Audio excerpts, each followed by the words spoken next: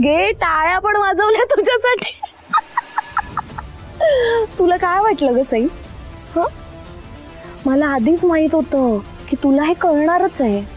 घे तुझ्या डोळ्यात डोळे घालून सांगते, मी आणि ओमीने लग्न केलेलंच नाहीये. तुझ्या जहागीरदार मॅन्शन समोर उभं राहून या जळत्या होळीच्या समोर सांगते, हो नाही केलंय मी आणि ओमीने लग्न. काय करशील? बोल ना, काय करशील? बापरे, घाबरू का मी? बापरे, भीती वाटली. आता सईला कळलं, आता मी काय करू? ठीक आहे, घाबरले पण झालं समाधान. जा आता फुट, चल. शेवटचा विचारतीये मी, आत्ताच्या आत्ता माझ्या बरोबर चल आणि सगळ्यांसमोर खोटेपणा कबूल कर. नाही सांगणार. काय करणार आहेस? नाही सांगणार, ठीक आहे, मग मी स्वतःहून सांगेन त्यांना.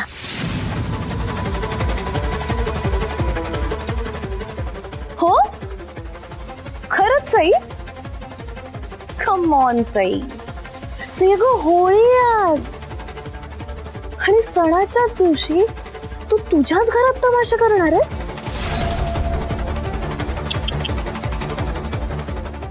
बापरे, तुझ्या सासूला तर चक्कर वगैरे येते ना? म्हणजे आत्ताच बऱ्या झाला ना त्या. त्यांना तर हे सगळं ऐकून मिनी हार्ट अटॅकच येईल. गप्पा बस अंजली. माझ्या घरातल्यांबद्दल एक वाईट शब्दही बोलायचा नाही. आणि त्यांना सांभाळण्यासाठी ना मी आणि देवांश समर्थ आहे. काही झालं ना तरी चालेल आता, पण तुझ्यासारखी घाण मला या घरात ठेवायची नाही. ए घाण नाही, हा शान आहे मी या घरची तुमच्या. मी यायच्या आधी ना तुमचं हे घर बोरिंग भकास असं बकवास होतं. मी आल्यानंतर जरा हॅपी ब्राईट जान आली आहे तुमच्या घराला, कळलं ना?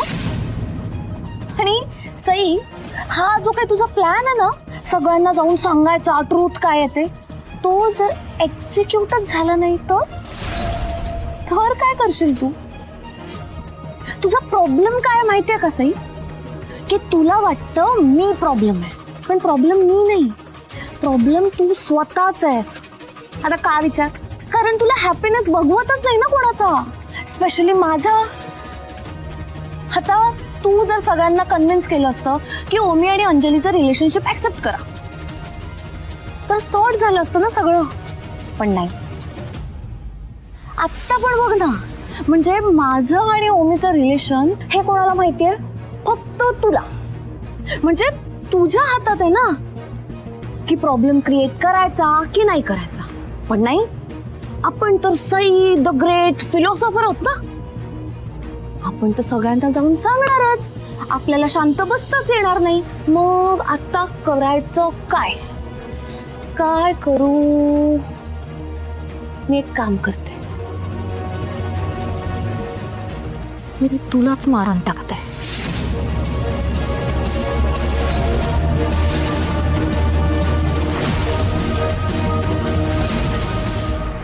या होळीच्या आगीत ढकलून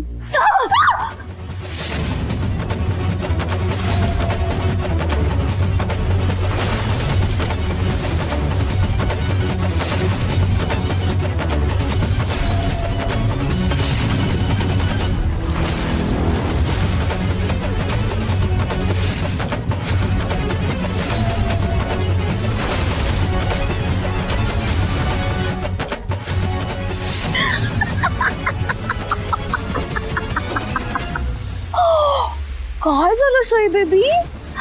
फेसबुक कसं झालंय तुझा? घाबरलीस? खरं तर मला ना खूप आवडलं असतं तुला असं मारायला, पण तुला जर असंच मारलं ना तर त्यात माझा काही फायदा नाहीये ना ग.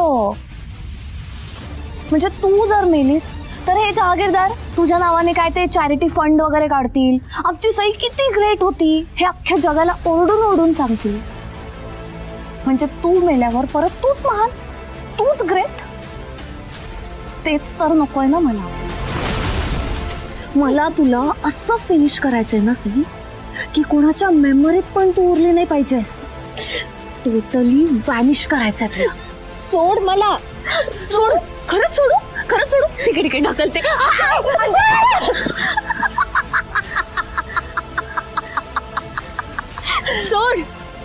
अयो, छोटीशी मश्कली पण नाही जेवण झाली शाई बेबीला. हात नको लावूस माझ्या अंगाला. लाज नाही वाटत का ग असं वागताना? अंजली, अजूनही वेळ गेली नाहीये. स्वतःचा खोटेपणा सगळ्यांसमोर कबूल कर. तू ज्या मार्गाने चालली आहेस ना, त्या मार्गाचा शेवट फक्त तुझ्या सत्यानाशाने होणार आहे, लक्षात ठेव. का खोटं वागायचंय तुला? या खोटेपणाचा काही उपयोग होणार नाहीये. कधी ना कधी सत्य सगळ्यांना कळणार आहे. हे बास ग, किती लेक्चर देतेस, नुसतं लेक्चर लेक्चर लेक्चर. स्वतःचाच आवाज ऐकून बोर नाही होत का ग तुला? आणि सत्यानाश काय सत्यानाश? सत्यानाश माय फूट. मी नाही घाबरत तुला, ना तुला, ना तुझ्या नवऱ्याला, ना या जहागीरदारांना. आणि एक जहागीरदार माहितीये ना, माझ्या मागे शेपूट हलवत फिरत असतो. अंजली, अंजली काय अंजली? आवाज खाली ठेवायचा. तुम्ही सगळे एकत्र जरी आलात ना, तरी या अंजलीचं काही वाकडं नाही करू शकत. ट्रस्ट नाही बसत आहे? ट्रस्ट नाही बसत आहे? Okay fine. मॅजिक बघायची तुला? बघच आता तू.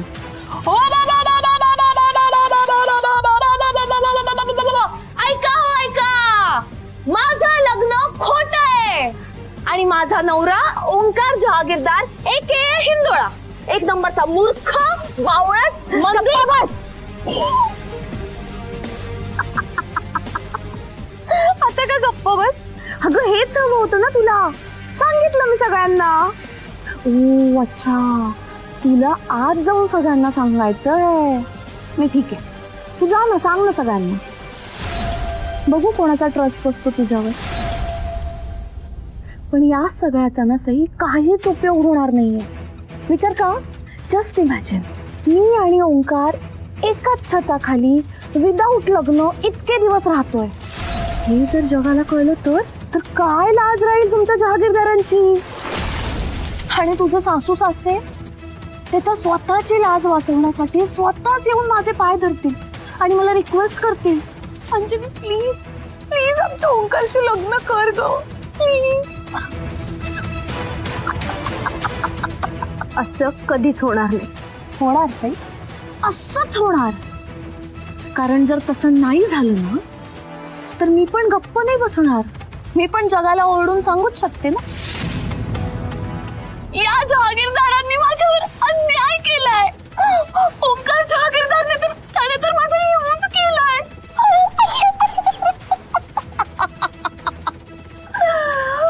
काय इज्जत राहील मग तुझ्या या जहागीरदार फॅमिलीची?